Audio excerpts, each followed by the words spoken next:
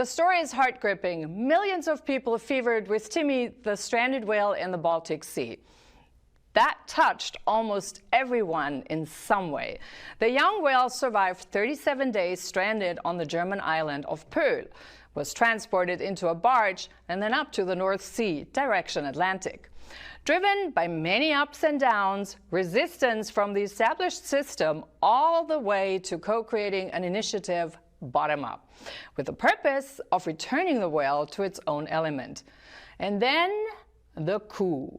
A shipping crew that acted on their own, took matters into their own hands, and released the whale in a way that prompted the initiators and the funders to distance themselves from the release of the young whale. There are many questions and people wanting to hear the truth.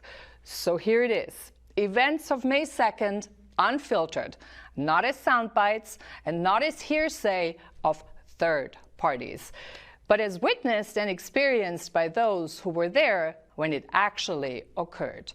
The members of the rescue team, please welcome Jeff Foster, an experienced marine biologist with over 50 years of experience. He's well known for his work in behavior rehabilitation, marine mammal work, and an original member of the Keiko Free Willy team. His team member, Mike Pardica, an experienced marine mammal expert and trainer specialized in the management of rehabilitation and release of dolphins and orcas, as well as coming up with innovative protection concepts. And Kira Wadsworth, an engaged animal caretaker and trainer of sea mammals, experienced in caring, training, and rehabilitation of dolphins, orcas, and other animals. She specialized in animal behavioral science and development of enrichment programs, all three with extensive field experience. We also have Dr. Kirsten Tönnies, a German vet that was on Timmy's, or Hope, as the whale has sometimes been called, team, together with Dr. Anne Herrschaft, the leading vet of the mission. However, we couldn't get Anne short-term for this Sunday, but we'll work on getting her on as well. We also have Sergio Bambero, who many called the whale whisperer. They all were there, albeit on different boats. Now let's hear it from them. Good evening, I'm Nicolette de Vidar, and this is Smart Sustainability. Before we go into the events of May 2nd, let me give our viewers, notably in the United States, some context in the run-up of the actual release. A lot of trouble began with the ships and the shipping crew. So let's clarify the boats and the barge. Now, initially, there were two boats, the Fortuna B, the Robin Hood, which towed the flooded barge with the whale in it, and the barge itself.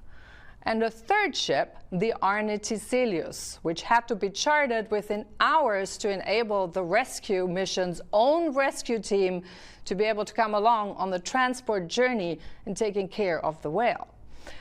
The understanding of the plan and basics of the contract. Now, see, the contract was open-ended until fulfilled. The rescue team was told by the shipping crew that they could attend to the whale the entire time during the journey. Thus, that journey included 2 vets, 7 whale experts that had intensely worked with the whale before in all those weeks leading up to the big event, as well as someone to document the entire mission as required. The rescue team was told they could shuttle back and forth between barge and boat and rotate their team members so there would always be someone present from the rescue team to take care of the whale. The rescue team was also assured that the barge could go into open waters all the way up to Norway. The plan was to go up as far north as possible, obviously, for the release. But after the whale was loaded onto the barge, the rescue team were told by the ship owners that, oh no, there are rules and you cannot have your people on the boat and the barge. This is not hearsay. I was actually present when that happened. Now, imagine you have a whale loaded up. When every minute counts, your negotiation power is severely limited because the well-being of the whale is at the center all the time and at stake. So the rescue team even had to fight that Dr. Herrschaft, the leading vet, was allowed on the barge at all while being transported out of the bay shortly after loading.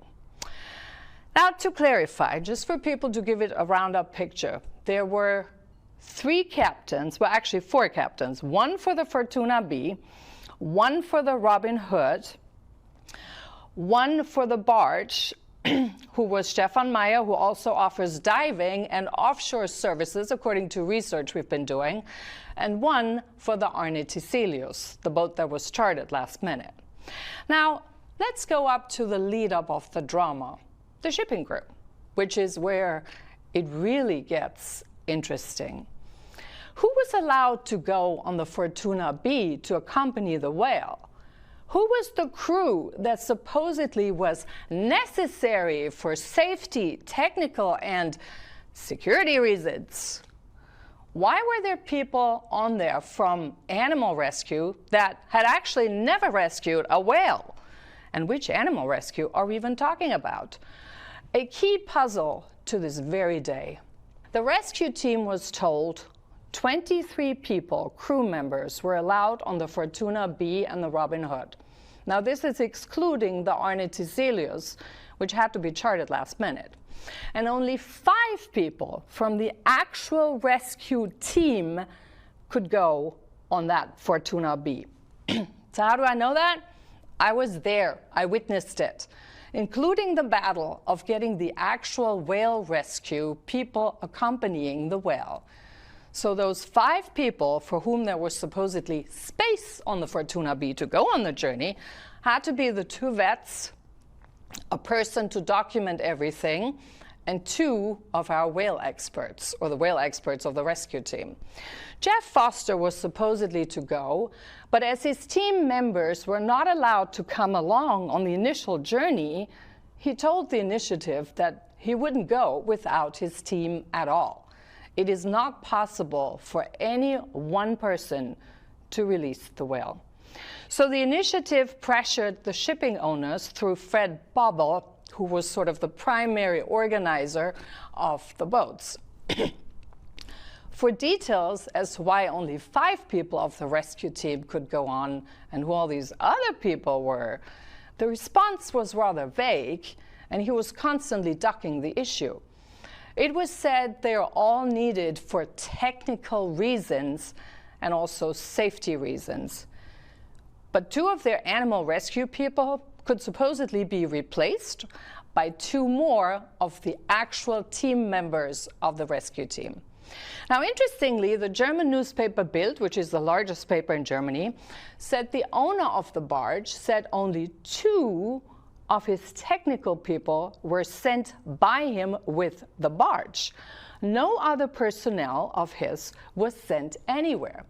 So, who were all these necessary crew members? After the initiative's insistence and Fred Babel to declare that 2 people from the so-called animal protection, whoever that was, could be bumped off, Jeff could finally bring Mike and Kira along with the 2 vets, another expert, himself, and the person to document. But when they arrived at the Fortuna B, Mike and Kira were denied access on board. They were shuttled back to the harbor. How do I know that? Once again, I was there. I witnessed it. Because of the need to have all the rescue people there, another boat was chartered, the Arne Tiselius, literally last minute, with a plan to shuttle rescue team members back and forth to provide constant care for the whale. So, short notice, another boat was accompanying the whale's journey. Sergio, Mike, Kira, Sergio's wife, had to be picked up the next morning at 4 a.m. to be brought to the Arne Tiselius in Sassnitz to catch up after an 8 hours plus journey with the Fortuna B, the Robin Hood, and the barge. So much for background info and context. Now, what happened when they actually arrived at the Arne Tiselius? Well, to start, the first thing they told us we needed our own life jackets, which none of us had on either boat. Same thing on the Fortuna B. So we had to run out to the closest store, buy 8 life jackets, 4 for our boat, 4 for the people on the Fortuna B, just so we would be allowed to be shuttled back and forth to the barge. So they had no life vests at all? They would not provide them to us. And so they said if we didn't have them, we couldn't go to the barge at all. So what did you do?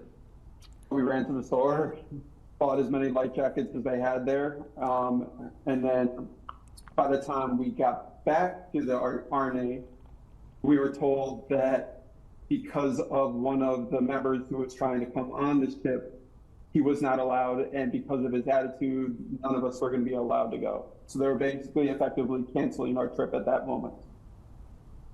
So I had to plead with the captain to let us still continue on, that we were critical to the whole project and that we needed to continue onwards. Do you feel that the Arne Tiselius knew anything? What was their main order? Do you know? He had been getting directives from the owner. At least that's what he was telling me. He seemed pretty clueless to what the mission was, what we were doing there. He just was getting directives from the owner. So it almost seemed like at that moment, the owner was trying to cut our ship out of it. So then all of you on the Arne Tiselius, Kira, Mike, Sergio, Sylvia, and then 2 other people. So they all went on the Arne Tiselius, and you were supposed to be shuttled up there, which took like a couple of 8 hours or so until you caught up, Even right? longer, yeah. We caught him the next day at some point. When you look back during the entire time, and that question actually goes to all of you, were there some regular issues you encountered on the boat? Like, for example, were you allowed to shuttle back and forth between the barge and the boats? It was very strict for us. It was very limited in terms of when we could go to the barge or even the Fortuna. And we constantly had to ask when we could go to the whale, if we could go to the whale. You know, for us, we want to be with the whale as much as possible during the transport, 24 hours if we can. And they wouldn't give us any inclination of when we could go over. What about Sorry. It just kind of seemed like they didn't really care about what happened to the whale. It was more about they had a job to do that they were hired to do. Who cares about what the whale does? Let's just get him where we need to go and let him go. And this was on all the boats or just on the Arne Tiselius? Not on the Arne Tiselius at all. It was the other boats. Kirsten, konntest du hin und her fahren auf der Fortuna B zur Barge? Ja, wir haben das ja standardmäßig 2-mal am Tag gemacht, und zwar immer zusammen mit dem Team. Also bis auf den Tag vor seiner Freilassung wurden immer alle zusammen hin und her gefahren. Also wenn du sagst alle zusammen, wer genau ist alle zusammen? Also 5 von uns: Jeff, Kollegin Anne, der Jens, ein Kameramann, und erst Pedro, der ja nicht mehr mit, ja, und dann ich. Und wie lange dürftet ihr auf der Barge bleiben? Sehr unterschiedlich. Meist waren wir so für ungefähr 2 Stunden da, einmal morgens, einmal nachmittags. Und ich habe zu Beginn gleich gefragt, ich habe gesagt, ich würde gerne nachts da bleiben oder auch den ganzen Tag. Oder können wir auch in Schichten uns nicht wechseln, dass Disney Hope nicht so lange alleine ist, aber das war alles gar nicht möglich. Ja, denn das war ja eigentlich ursprünglich geplant. Deswegen hatten die Leute alle mit, also das Rettungsteam, damit die Leute da in Schichten, damit immer einer vor Ort sein konnte. Und ich fand das schon so unlogisch, weil sie dauernd erzählt haben, es sei so gefährlich auf der Barge. Also ich habe da nichts groß Gefährliches gesehen. Man hätte sich in Ruhe da hinsetzen können. Man hätte ja noch Sicherungsseile nehmen können. Ich habe nicht verstanden, wo das Problem ist, ganz ehrlich. Waren denn da normalerweise auch andere Leute immer auf der Barge? Wer war denn da drauf? Ja, immer Teile dieser Crew unter dem Stefan Meyer. Dann die beiden Leute von der Tierhilfe aus Hamburg. Ach, ich habe es gar nicht so ganz geblickt, ehrlich gesagt, wie die Leute alle zusammengehören.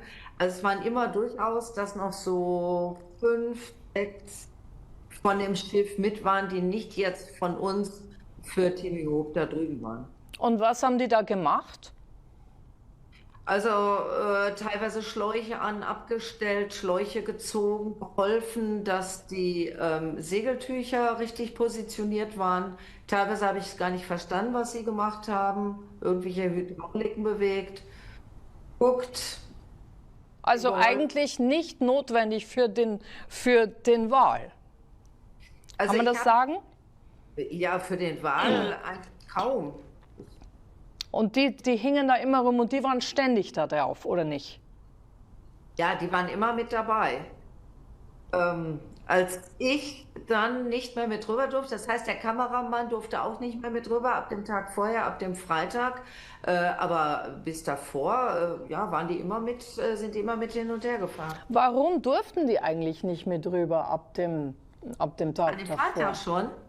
Ja, ich habe protestiert. An dem Freitag wurde plötzlich dem Kameramann und mir nach einer angeblich intensiven Morgenplanungsbesprechung, wo auch die anderen, Jeff und Anne und ihre Unterschriften sogar geben mussten, Unterpläne. Und plötzlich hieß es, der Kameramann Jens und ich, wir dürfen einfach nicht mehr drüber. Behauptung, es sei gefährlich, hoher Wellengang. Ich habe das gefilmt. Es war völlig glattes Wasser und zwar so glatt, dass einer der Matrosen dann sagte, ist wie ein Ententeich. Also es gibt keine Begründung, warum du nicht mehr drüber durftest. Es gibt keine Begründung, warum der Jens nicht mehr mit drüber durfte. Aber es ist klar, dass nicht mehr vom Rettungsteam aus gefilmt werden durfte. Ich glaube, das war einer der ganz wichtigen Aspekte. Die wollten das Film nicht. Und an dem Freitag vorher haben sie auch insofern noch die Unwahrheit gesagt, sie wollten ja mittags wieder reinkommen und dann nachmittags raus, um den Tracker zu befestigen. Und das haben sie nicht gemacht. Die sind den ganzen Tag drüben geblieben und ich glaube, die hatten auch nichts zu essen mitbekommen. Ja, aber wenn du sagst, die sind drüben geblieben, dann meinst du, das ist Mike und Kira. Mike und Kira wurden immer dann nochmal separat geholt. Wobei an dem Morgen waren sie schon dabei und die sind dann auch drüben geblieben. Jeff ist drüben geblieben, Anne ist drüben geblieben. Ja, du redest jetzt vom 1. Mai. Von dem Freitag. Von dem Freitag, genau. Und dann später beim 2. war es ja nicht so. Aber filmen durfte man schon nicht mehr am 1. Mai und auch am 2. nicht. Genau. Wobei ich habe Aufnahmen gesehen, nachdem nachmittags der Tracker angebracht wurde, habe ich kurz gesehen und ich habe eine Verletzung gesehen, die er sich von Donnerstag auf Freitag nachts durch anscheinend stärkeren Wellengang vorne unten am Maul zugezogen hat. Jeff, how would you say was the shuttle back and forth between, generally on that whole journey, between the Fortuna B and the Whale? It was very difficult. Normally, we'd want to be out with the animal 24 hours a day, just to make sure he was doing well, and if there was anything to do to help him if he got in a situation that he got into. When you put an animal into a barge like that, and he's not familiar with it, and the barge is moving back and forth, he's to get into some trouble. There were some straps in there and everything else, and ideally, we wanted to be there to kind of push him back if we needed to, or get him out of those corners if he was injured himself. So the barge going back and forth or the tug going back and forth to the barge was very problematic, and we didn't have access to the barge as much as we would have liked to. And was that always because of safety or security reasons, or was this just more like a made-up reason? Well, it was hard to tell. It was, I think that to some extent there was safety reasons, especially at night. But during the day, we should have been able to be out on on the barge and just observe him. I can understand that at night, but during the day we should have been able to spend more time with the whale. And we'd been with him, pretty much 24/7 for the weeks before that, and so it was comforting for the whale when we were out there, and he responded very well when we were there. Kirsten, how often was it possible to actually do a veterinarian examination? Soll ich es nochmal auf Deutsch sagen? Du hast gefragt, wie oft am Tag wie oft überhaupt? Where were you the whole time during this journey? Well, supposedly Nicoleta was going to accompany the rest of the crew to take to the Fortuna or to the barge to take care of the whale. But to tell you the truth, something very strange. They gave. In the end, I just stayed watching from 300 meters from the Theselius because they said that for safety reasons they couldn't be moving, that the ocean was rough. The ocean was basically a swimming pool. That's the truth. So it was not rough? No. I mean, for the Northern Sea, I mean, one day we had, half a meter of waves. It's nothing. I agree with what Kira said before. We were all totally involved. You know, the most important thing was the whale. But it seems that for some of the captains, it was just another journey. They felt, maybe they felt uncomfortable with the whale itself. And besides, they didn't cooperate in moving the crew, the experts, the way it was planned. I remember, for example, Mike and Kira coming aboard the Theselius. They weren't happy when they came back because, of course, they didn't let him work. And I could imagine also Jeff being by himself. And regarding Ron, me, and the third person who was all the time in the Theselius, they never let us get close to the whale. And that was really, really frustrating after so much effort and work. Mike and Kira, I think you had your own adventure going up there, as I recall. Wasn't there one night where you actually had to spend the night on the tugboat because the Robin Hood refused to take you back to the Arne Theselius? It got really confusing at times. We were told that the Arne was leaving, so we weren't going to have our follow boat. And this was by Stefan.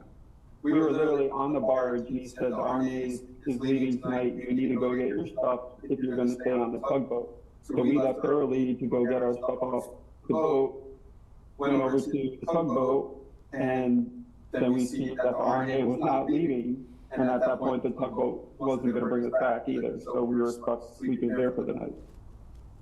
It's very confusing. Let's go to May 2nd, the actual day of the release. Jeff, I'm going to start with you. What happened that morning? Well, I'll step back just a little bit. The night before, we had a meeting with all the captains, and we came up with a plan that we were going to implement the next morning. And that was going to be about 7 o'clock in the morning, and we were going to bring the team over and evaluate the whale, and then try to move them off the back of the barge. And then at 6:30 in the morning, one of the team members came in and came downstairs to my room and said that the barge is just about ready to leave. And so I jumped into my gear and ran upstairs, and the Robin Hood was totally loaded with a crew from the Fortuna B. And I asked them, we got to wait for our team, and they were expecting to leave at 7. We set that up earlier last night. And they said, well, we're just going to take a look at the whale and just make sure he was all right. And it had been kind of a rough night the night before, and so I did have some concerns about the whale. So the rough night because of the heavy seas? Yeah, it got choppy in the middle of the night, and so I almost didn't jump on the barge because they said, well, we're going to come back and we'll get the team. But I wanted to take a look at the whale, and so I jumped onto the boat, and then we headed down to the barge. And as we were heading down to the barge, I tried to go over the plan with some of the people that weren't in that meeting. And they said, no, we're not going to do it that way. And I said, yes, who said that? Who said that? That was with the divers and Stefan. And Stefan wasn't in that meeting the night before. It was just the captains in that meeting. And he said, no, we're going to do it this way. And I said, no, we're going to do it. Okay, so hang on a second. Who was actually in the meeting the night before? Was the entire rescue team part of that meeting or not? No. Who was part of that meeting? It was the captain of the Fortuna, captain of the Robin Hood, and Howie from the barge, and he was one of the co-captain, and so we agreed to come up with a plan to be able to move them off the back. But wasn't the original idea, because the weather was kind of calm, that we would go further north for 2 or 3 more hours? Ideally, yes, and we wanted to go as far north as we possibly could, but again, the whale had picked up some dings the night before on the 30th, so we were kind of concerned. And that night of the 1st, going into the 2nd, it was a little bit rough, and I was concerned about just the whale's health. And so when we got to the barge, they pulled up the Robin Hood to the barge, and I said, "Can you go swing by and get the team?" And the captain of the Robin Hood said, "We're not going to do that." And I got extremely frustrated with him, and I said, "We have to do it. We have a plan here." And I was designated to be in charge by the captains the night before, and I was not going to do it without having the team there. And so we went back and forth, and he held his ground. He said that we are not going to go pick up the team. And I was just. What was his reasoning for saying that? Do you have any idea? Why would he say that? He didn't say, and that was one of the things that was so confusing. Not only the language barrier, but why he would respond in this way. It didn't make sense to me because we had nobody there who had any experience with whales other than myself, and we needed the team to be there to make it safe and humane release. So it was extremely frustrating. And didn't they originally say to you that they were just going to look at the whale and then go back? Correct. Yeah. So he literally just decided while you were over there that they weren't going to go back and pick up the vets and also Mike and Kira from the other boat. Is that correct? So. Yeah, apparently so. And that's the crazy thing is we always, you want to have an evaluation from the behavioralists and from the veterinarians before you release an animal back into the wild. And in this case, we didn't have that opportunity. And it was required to do so, actually. Yeah, normally it is, yes. And I would think in this situation, it's imperative to do that. Yeah. And so it was, again, with the language barrier and the confusion on the barge, it just didn't make sense to me why we wouldn't have the experienced team there that knows how to move these animals and not have them there. And so I was very frustrated. And I did talk to one of the Howie who was on the barge, standing on the barge, and I asked him to radio the captain of Fortuna B. And he did radio him and I said, "Who's in charge here?" And he radioed back and said that I was. So I immediately went back up to the captain on the Robin Hood and stated what I was told. And again, very, very frustrated, and he refused to do it.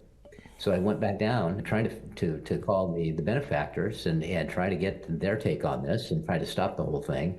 I couldn't, there was no signal, so I wasn't able to do that.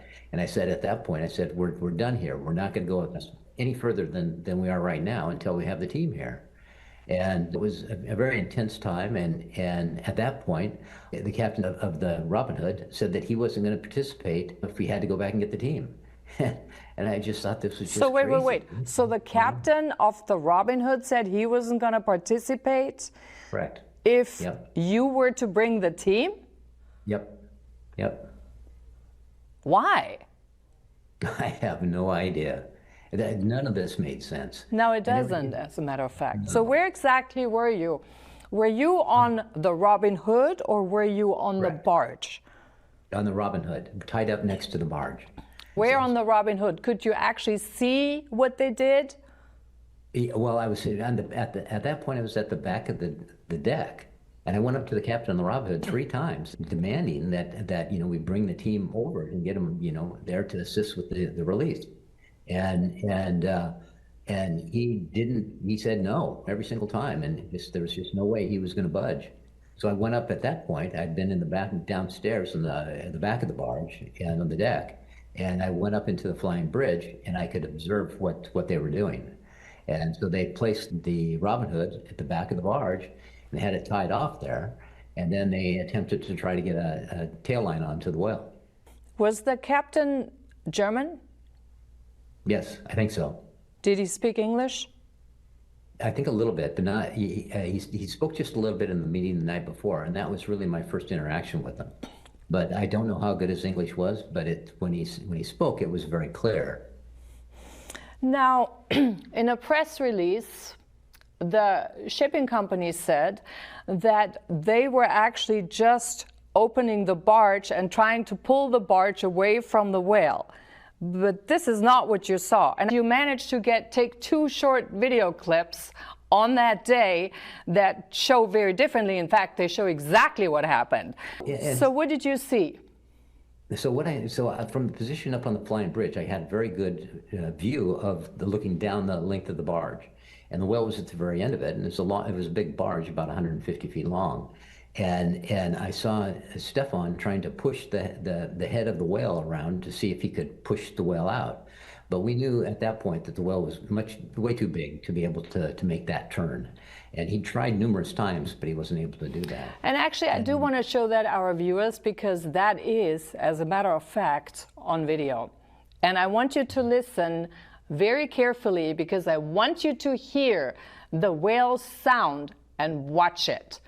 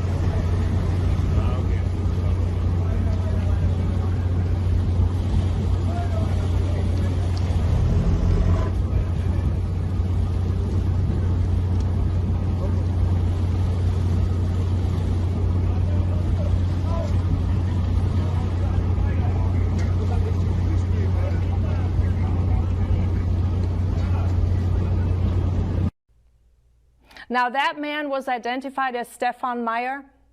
Correct, yes. Now let me ask you, Jeff, to your knowledge, does he have any experience with whales? None whatsoever. And the first time he'd been with the whale was the day before, when we brought the divers in to work around the whale to get used to him and tell them how to approach the whale and where the safe places to be are around him, because these are very large animals and they can injure you very, very easily. Stefan was very confident, and I don't know how, I think he was pretty experienced, but he was very confident around the whale, and his divers, and we multiple times told them, to step back at times, and they didn't listen very well. That was one of my concerns when we did try to release the whale. That's why I wanted my team there. The team was experienced, they knew how to handle the whale, and we didn't want to have anybody injured. And then when they pulled, I mean, I know we've seen in the video that they actually had the tugboat right at the back of it. So what then happened after that? How did they take him out?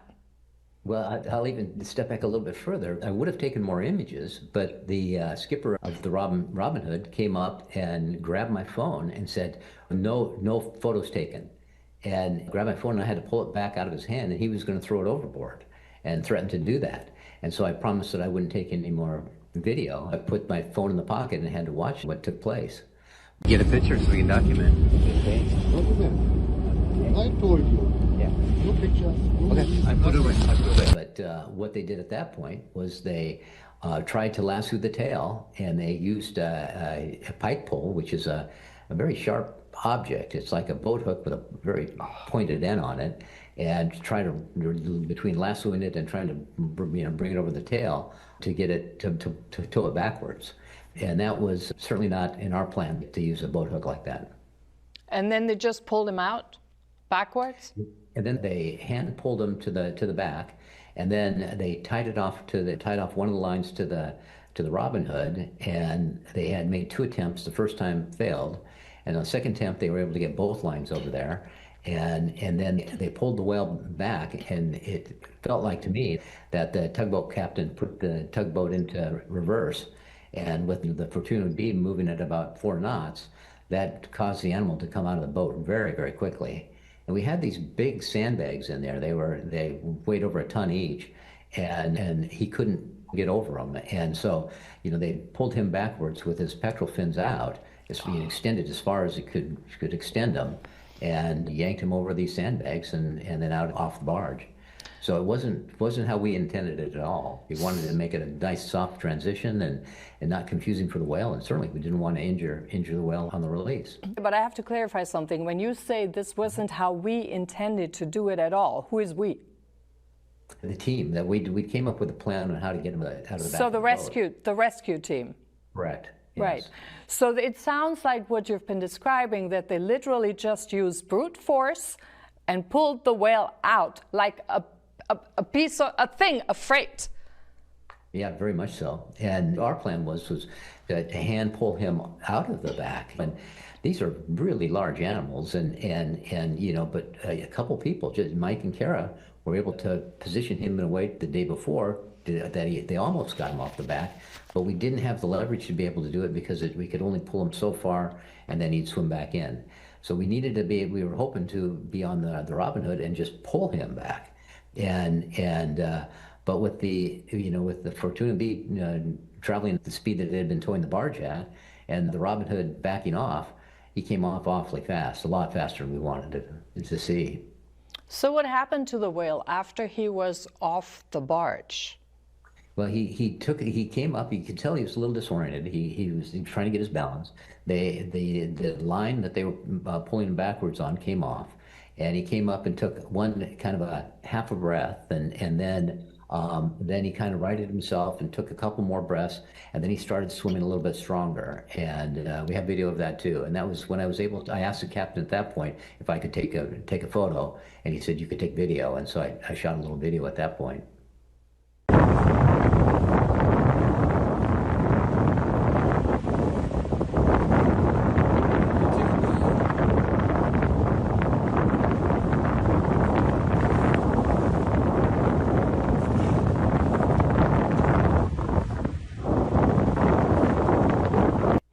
So from all your experience with working with whales, the way they pulled him off, would you classify this as animal cruelty?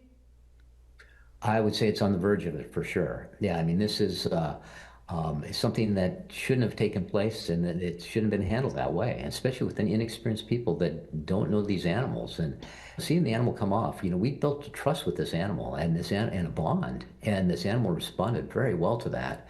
And then to have him yanked off the back of the boat and put him in a situation where he's very disoriented and not really knowing what's going on, that was compromising to the whole situation. How did that make you feel, having to watch that? Seeing someone who's in the water, who's never worked with a whale, doing stuff they should not have done, pulling out the animal with force, brute force, I think that's fair to say. Yeah. How did you feel about that? Oh, I was super angry. I could not believe it was happening. After all this time and work that we put into trying to humanely get him onto the barge and take care of this animal and give him a chance to live, and then to see him yanked off the back of the barge, I can't imagine what was going through the whale's mind at that point, you know, but because he was confused, and it was really inhumane in my opinion. Let's move over to Kirsten. Kirsten, erzähl mal, wie hast du das wahrgenommen an dem Tag? Ich bin an dem Morgen auch sehr früh auf gewesen und sehe, dass die Mannschaft fertig angezogen auf die Robin Hood hinläuft bzw. anfängt drüber zu steigen. Ich frage einen von denen, was macht ihr? Und er sagte, wir fahren nur rüber und schauen, ob Timmy noch da ist, weil er hätte ja über Nacht theoretisch rauskommen können. Und dann habe ich sofort gesagt, oh, kann ich mitkommen? Gesagt, nein. Keiner kann mit. Und ich ging zurück und sah Jeff rumlaufen, so halb angezogen, und sagte noch zu Jeff, wir dürfen nicht mit, aber sie wollen nur schauen, ob Timmy noch da ist und kommen dann zurück. Haben sie so gesagt. Aber Jeff sagte, nein, nein, ich gehe mit. Und dann ist er mit zugestiegen. Und dann sind die rübergefahren und die anderen kamen später noch dazu, meine Kollegin und Jens. Und wir warteten da, dass jetzt die Robin Hood zurückkommt. Und sie kam nicht. Und wir sahen erst, dass sie an der Seite anlag. Und nach einiger Zeit sahen wir plötzlich, dass sie hinter die Barge fährt. Und da war uns klar, die haben uns irgendwie angelogen und die kommen nicht zurück und da passiert etwas und wir haben es schon geahnt und Tatsache haben sie dann Timmy da rausgeholt.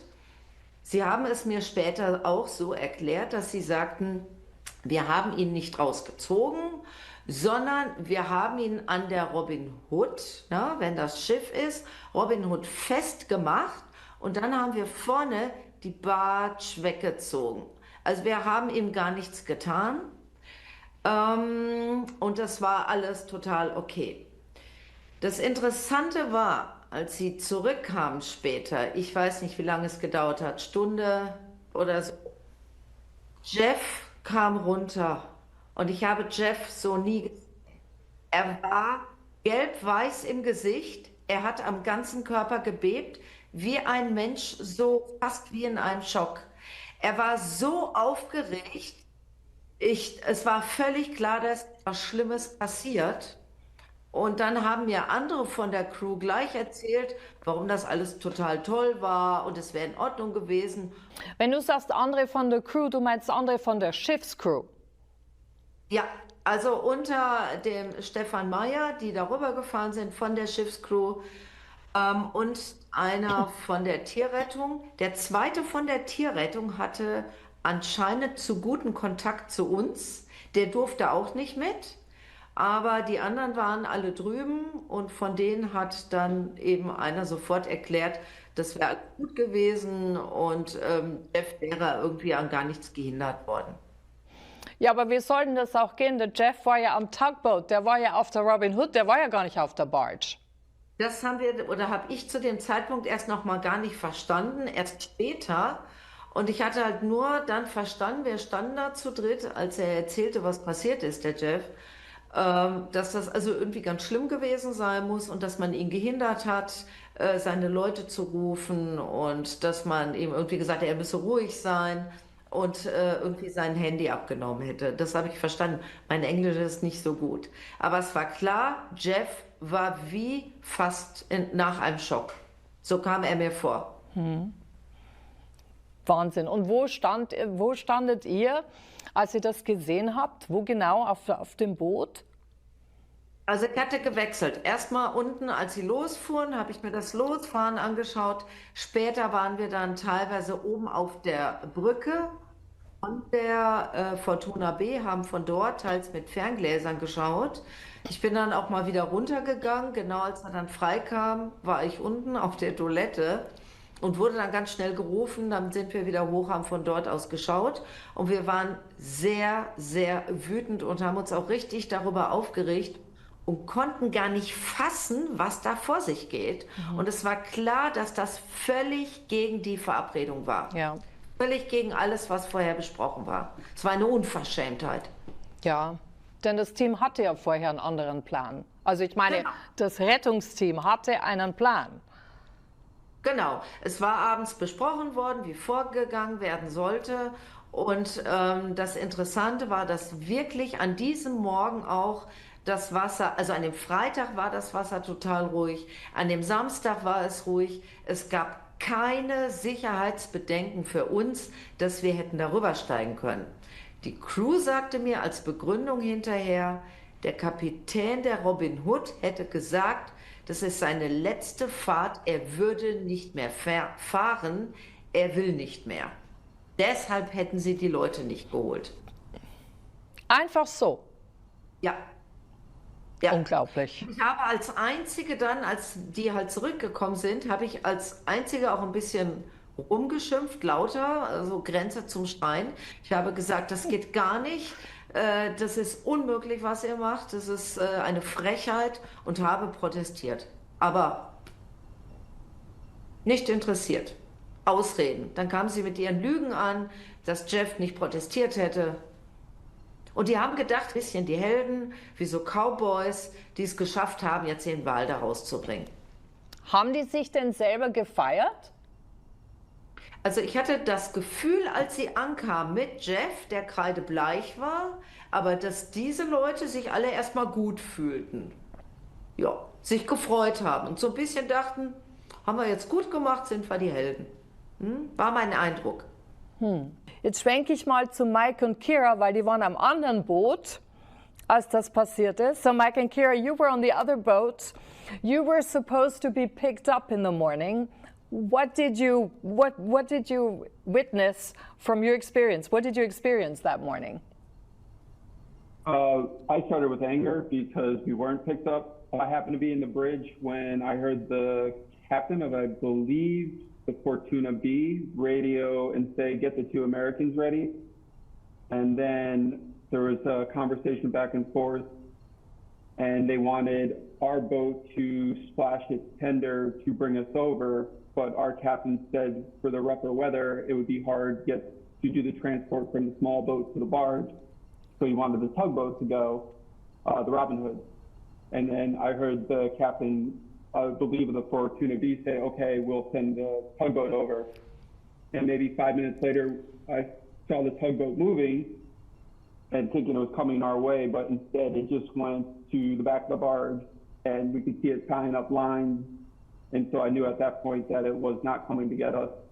And then another 10, 15 minutes went by. I could see a lot of movement happening on the barge and still no response. I know the captain, I believe, tried to radio them one more time, but got no answer. And so I knew at that point they were not coming to get us. I don't understand that. So everybody of you says the water was calm, and yet hearing you too, so obviously even the captain from the Arne, Cecilio, said that because of the weather they were not going to bring the dinghy over?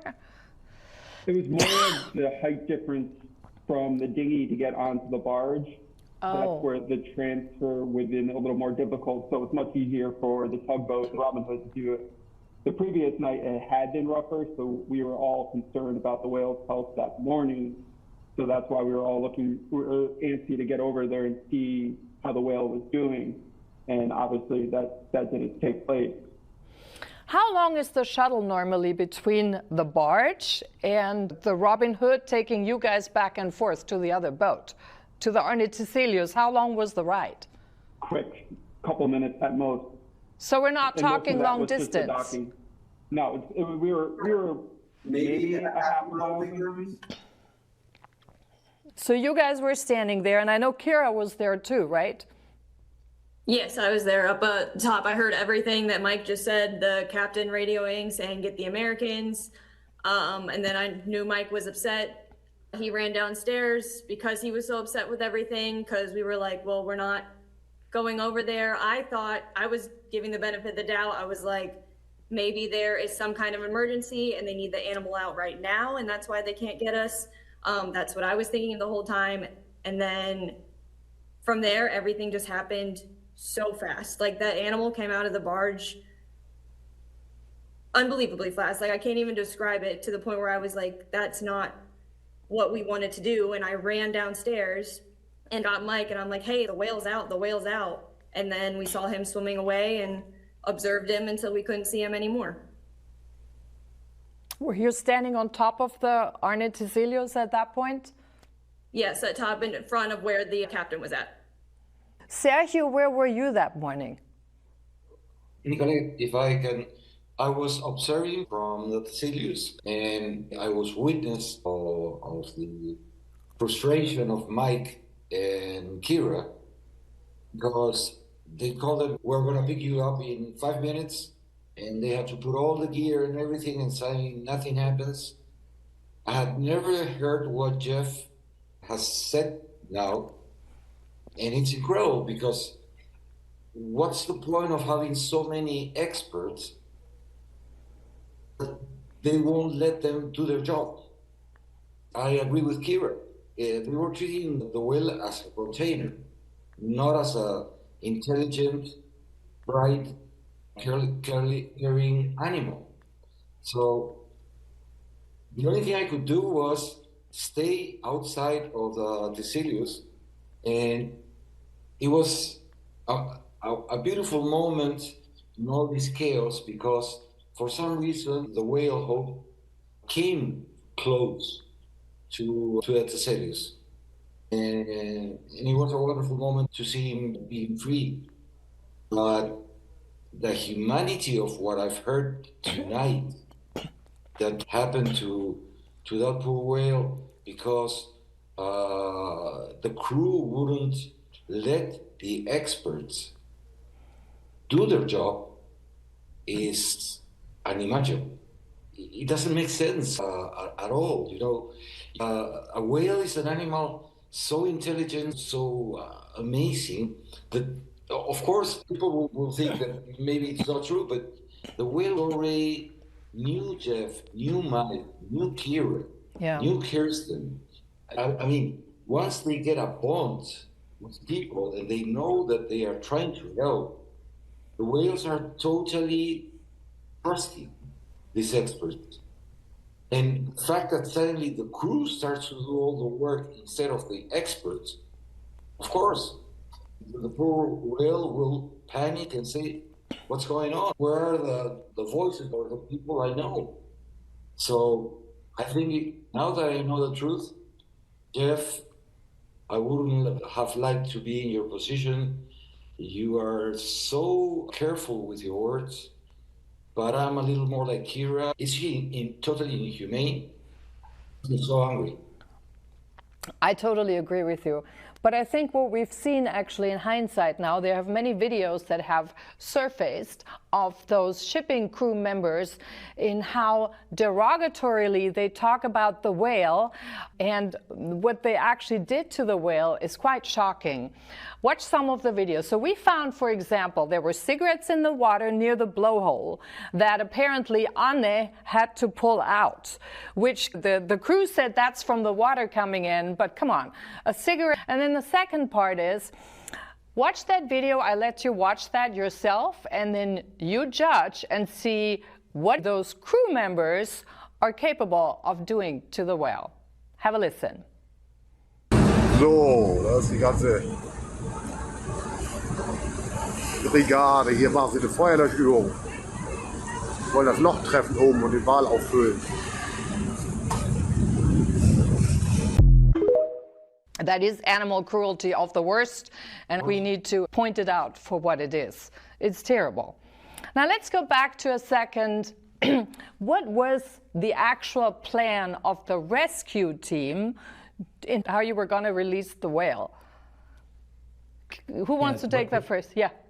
I'll go first. What the plan was to go over there and just evaluate the whale's health after the night that was pretty bouncy out there. And the night before, he'd injured himself. He got a ding on his nose, and he had lacerations on his above his blowhole and his head, and then had a real big ding on his left side.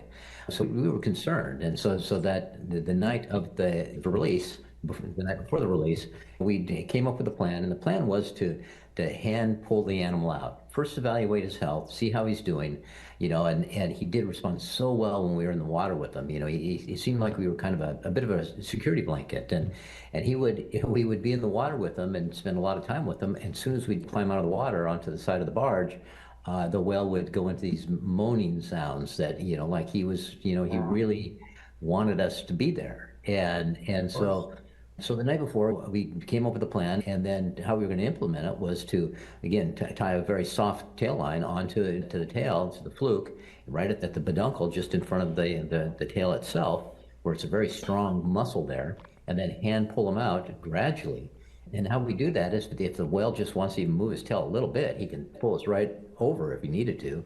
But we developed that trust so that we could pull him backwards. And then we were going to hand that line off to the Robin Hood and then hand pull him off the boat, not yank him out of the boat.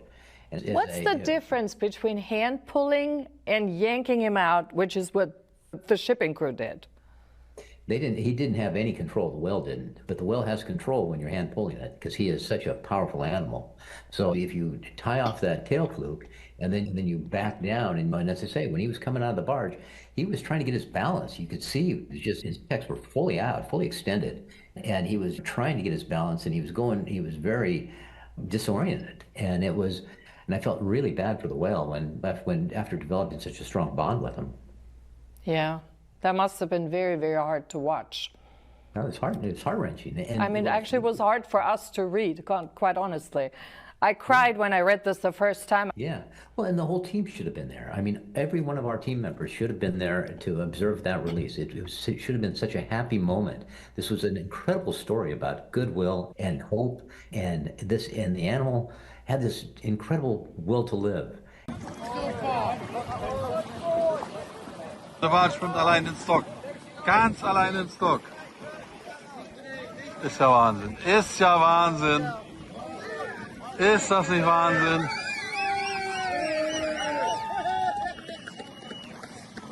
Das ist ja Hammer. Mensch, Kari, der schwimmt ganz allein ins Dock und bedankt sich. And we were all part of that. And so having the boat team crew come in and yank the whale off the back was really heart-wrenching for all of us, and I just felt bad for the whole team. Yeah, absolutely. Absolutely. Ich hatte immer wieder die Idee eingeworfen, ob man nicht eine Art Barriere, nämlich das Netz mit Verblendung durch diese Sonnensegel praktisch vor ihm rechts und links spannen könnte und weiter so praktisch, wenn er hinten rausgeht, so vor ihm, damit ihn sozusagen zu beschränken, dass er wie eine Wand vor sich hat. Das war so meine Idee noch dazu. Ich selber bin ja völlig inkompetent ansonsten, was das angeht, und habe mich schon darauf verlassen, was jetzt hier die Experten sagen, wie man das macht.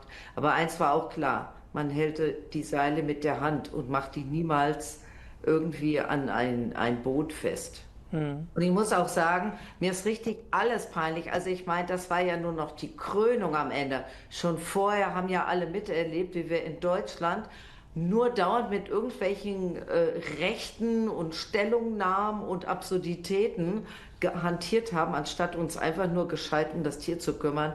Also es war mir auch richtig peinlich für mein Land, dass da diese Experten miterleben, wie unfähig wir sind, irgendwie damit gut umzugehen. Einfach nochmal sagen. Das stimmt. Keiner hat gefilmt, außer den Jeff, die 2 Videoclips bei der eigentlichen Release, diese tiny ones, before they wanted to throw your phone away, Jeff. Correct? Yeah, they did. And there's actually a video of that, him grabbing my phone. Is this kind of, you think, just an example of some people, small, powerless men, I'm just going to say it like that, which the shipping crew was, when they finally had like a majestic animal like the whale, for example, so to speak, in captivity, that they felt that they would mistreat the animal to make themselves bigger? That'd be my guess. That's the only thing I can think of, because I don't understand any of the other part of it, because it just didn't make sense. And the crew was always telling, that they didn't listen very well at all, when we talked about how to, work around the animal, how we interacted with the animal, what our intentions were. They always had their ideas on how to do it. And again, that was so frustrating when you have people that have no experience whatsoever and, telling you how to do your job when you've had, in my case, over 50 years of experience working with these animals. And again, I think it was just, we have a really strong team. Every person on this team was really important to this project. Yeah. And to not be able to follow through is just, because of some big egos. I just don't understand it. I just don't get it at all. Yeah. I want to clarify something with you. You just mentioned that you have 50 years of experience. Clearly, you're a very experienced whale person, and during all this time, you've always demonstrated very hands-on being with the whale.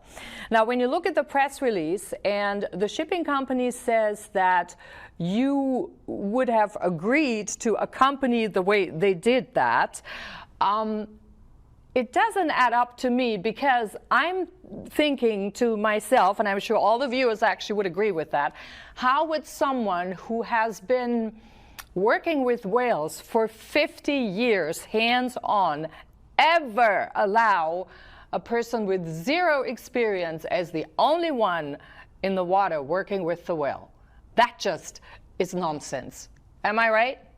You're right. I would never have done that. And Exactly. That's why so important to have that team there, because we want to do this professionally, responsibly, and then always in the best interest of this animal. He was such a good animal.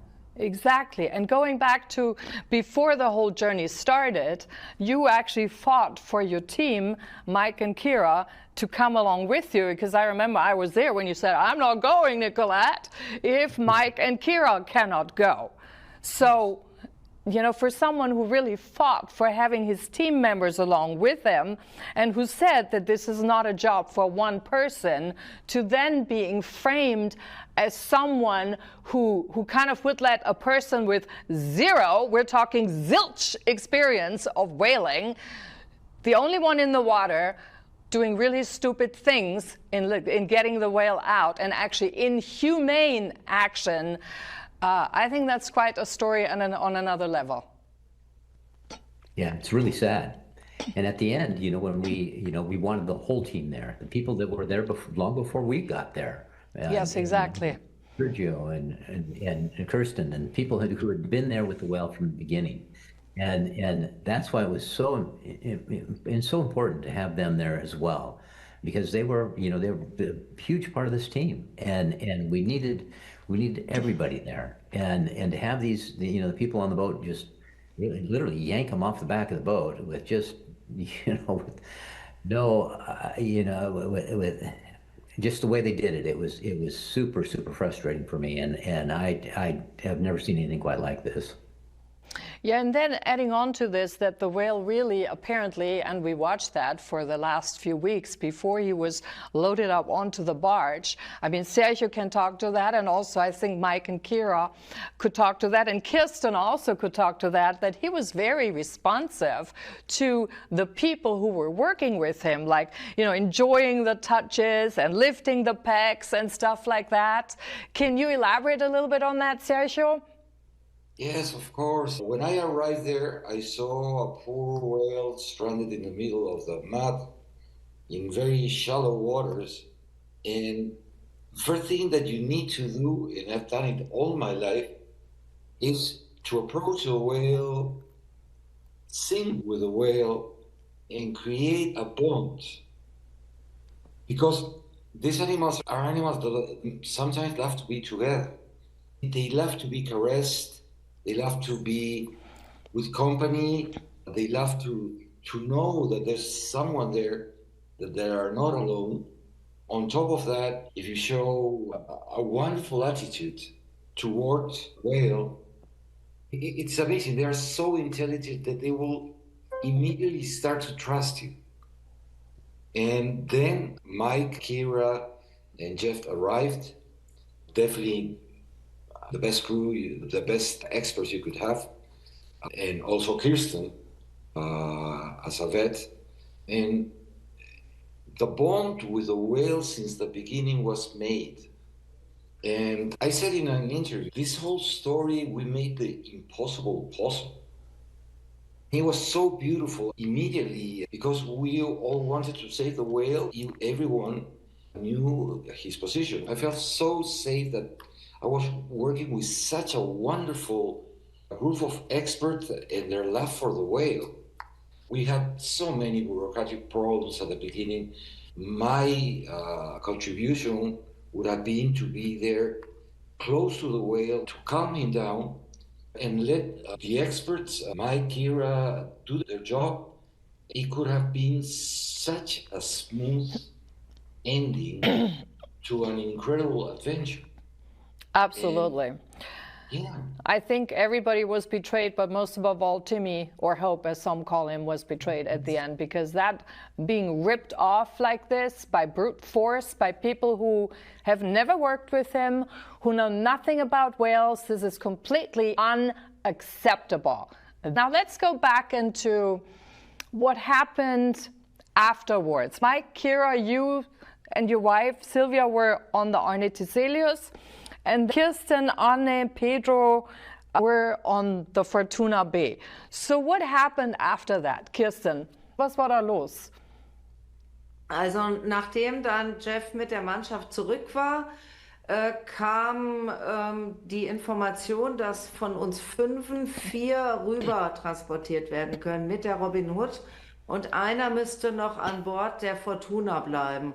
Und weil Jeff, Pedro, Kameramann, hat gesagt, er hätte Angst, dass sie sein Zeug ins Wasser schmeißen. Er hatte also einfach auch Angst vor den Leuten, weil er die Aggression irgendwie plötzlich merkte.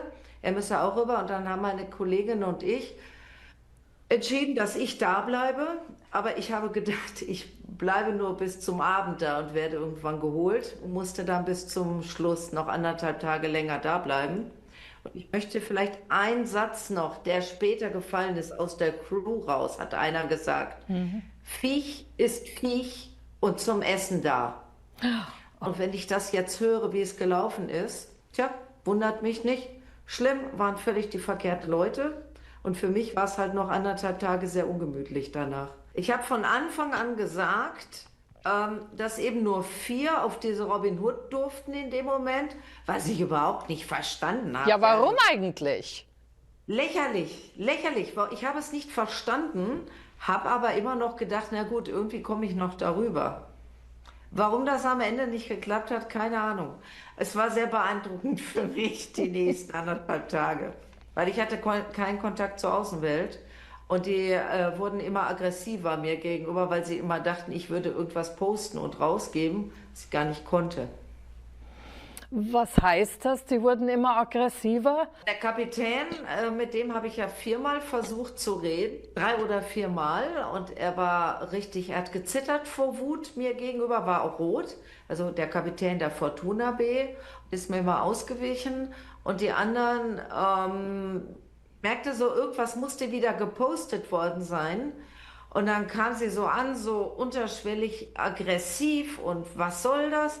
Ich wusste überhaupt nicht, wovon die reden, weil ich ja nichts mitbekam. Und die dachten halt, ich würde immer interner rausgeben, konnte ich aber gar nicht. Und am Ende haben sie dann die letzten Stunden, hatten sie absolutes Redeverbot mir gegenüber. Keiner, auch, es waren ja auch 2 Nette dabei, keiner durfte mehr mit mir reden. Und der Kapitän hat dann gesagt, er könne mich auch in den Arrest nehmen lassen. Auf welche Begründung? Weil ich den ganzen Tag was rausposten würde. Ich konnte aber nichts posten. Ja, du hattest ja gar keinen Zugang zur Außenwelt.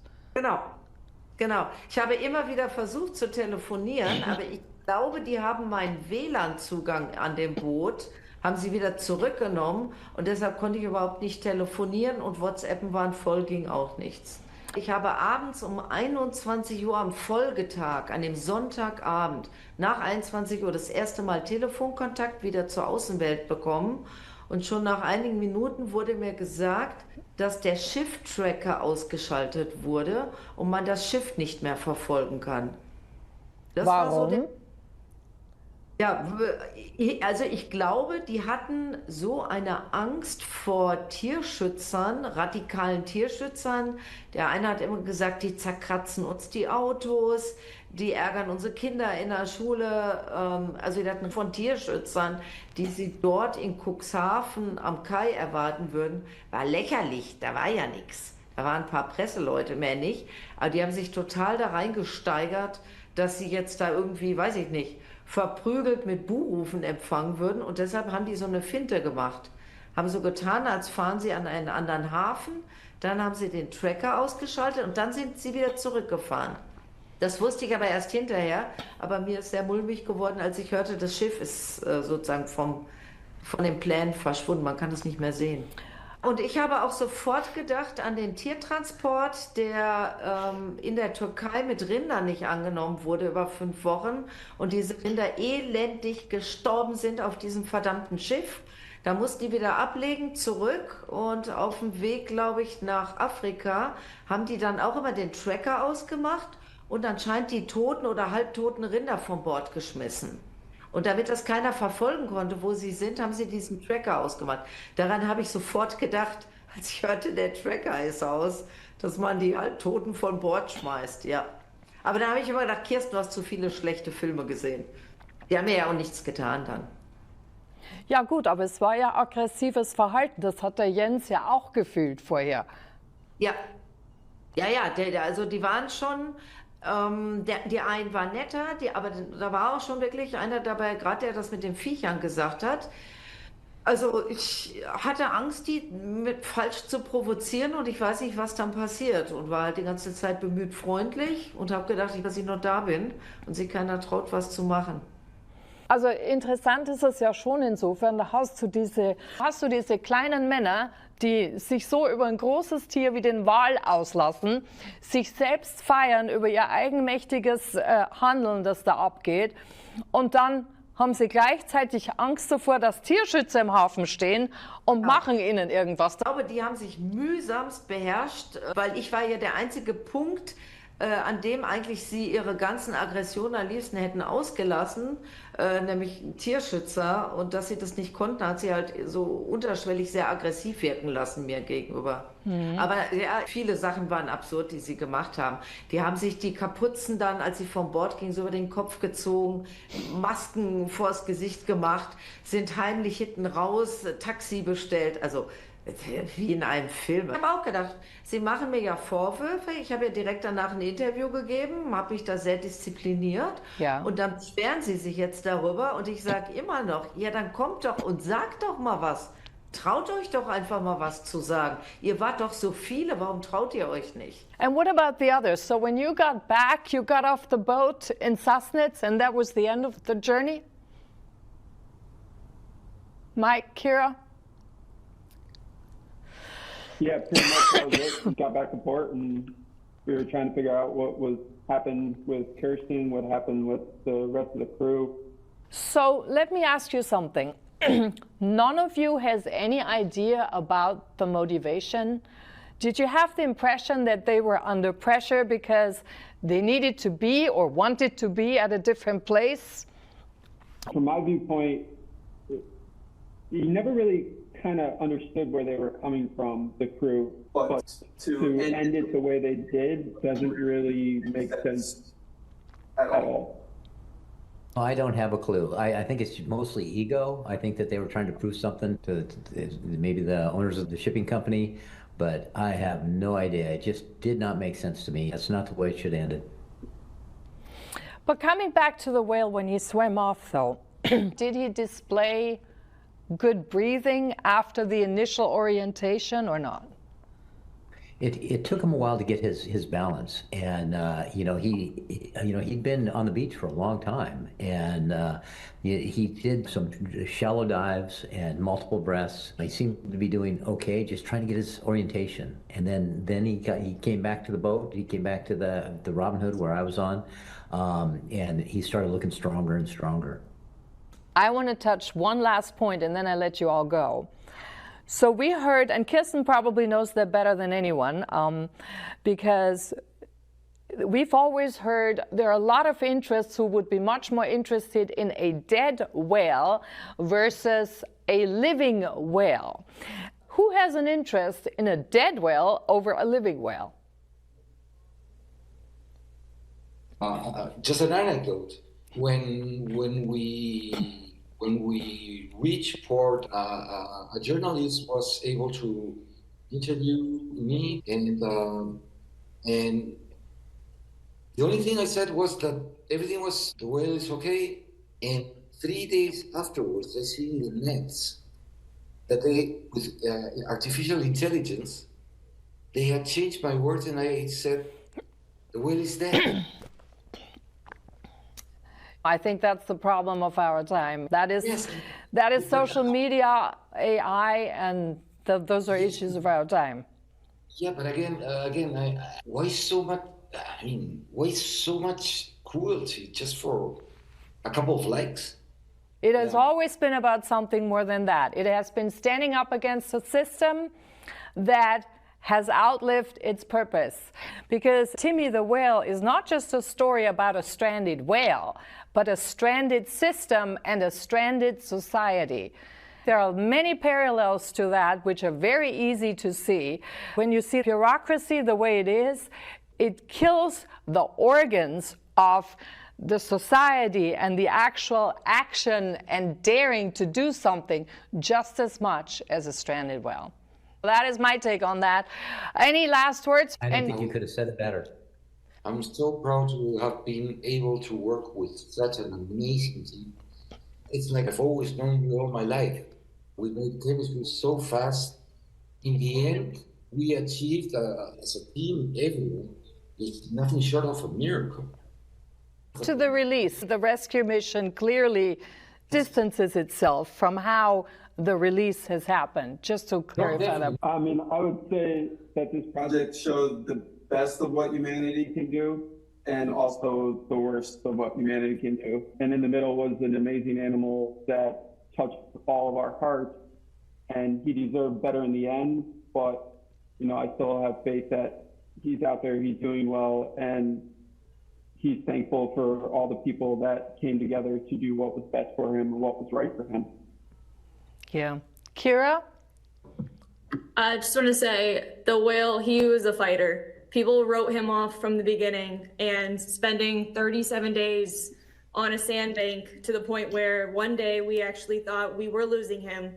And then we showed him that keep going, keep going. We showed him interaction. They're very social animals. You need to interact with them. Like, think about if you're in a hospital and no one's coming to see you and you're sick, you're going to give up. And essentially, we helped that whale realize, don't give up. We're going to save you. We're going to get you where you need to go. And I hope that animal has the longest life he can have, makes lots of babies. And I'm so grateful for everyone that contributed to this. Und Kirsten, letzte Schlussworte von dir? Ja, erstens, wir haben gelernt, Natur- und Artenschützer sind nicht zwangsläufig Tierschützer. Wir müssen da viel genauer hinschauen und unterscheiden.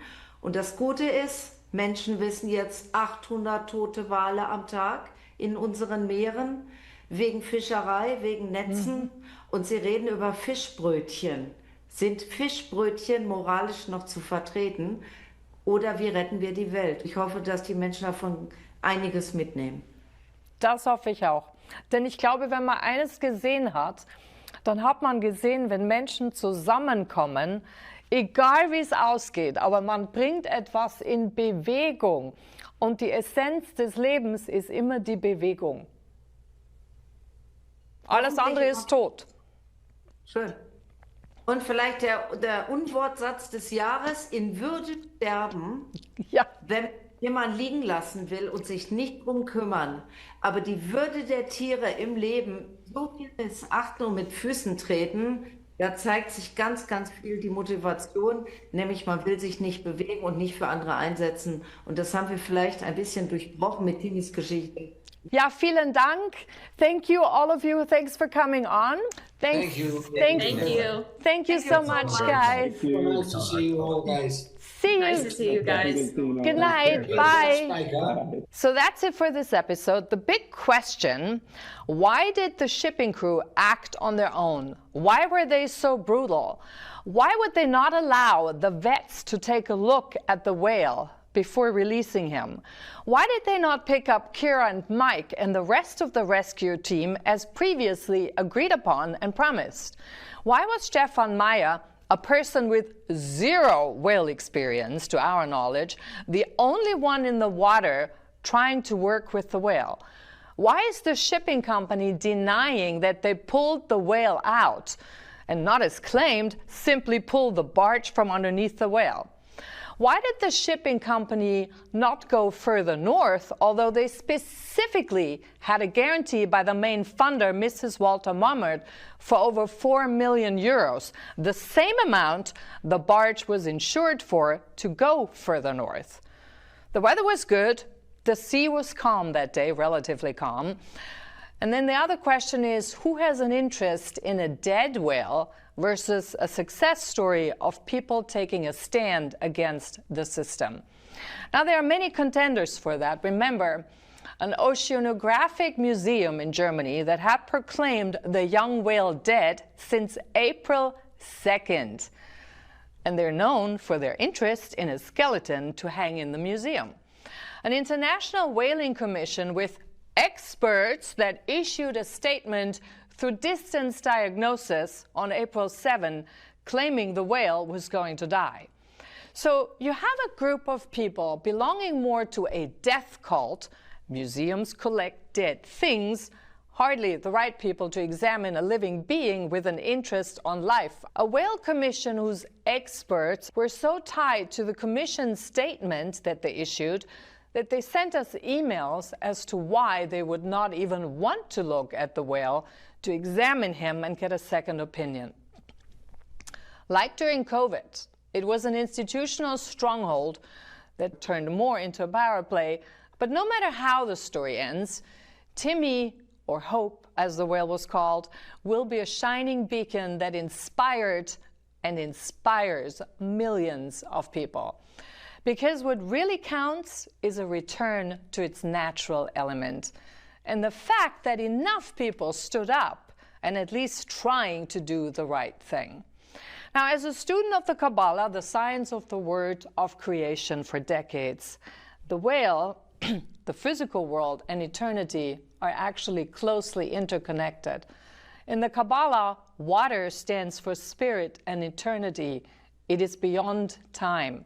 So by returning the whale back to its element, he was reconnected with something much greater, independent of how long he's going to live or not. The ocean, in a spiritual sense, stands for the unity of God, where all separation is transcended. Now, in our modern societies today, we live only in the material, in data, perceived facts, and algorithms, and a focus more on death than life. We have forgotten how to swim in the eternal and go with the movement. The stranded whale is a mirror of a stranded society, a stranded system, a system that slowly kills all natural organs of society to act and do, and human beings to create solutions to help ourselves. A system where we die, eventually, from the dryness of the coldness of the heart. The entire rescue effort and unfolding surroundings showed something else, too. Modern society's twisted focus on trying to use technology as the new holy grail, or the impatience, as was the case with the shipping crew's early release of the whale, instead of focusing on actually going with the flow, the situation, and movement on its own. Now remember, movement is the only constant of the universe. And more people are picking up on that. So no matter what the outcome of Timmy is or will be, the genie of refocusing on life and our inner sovereignty to take matters to co-create from the bottom up is not going back into the bottle.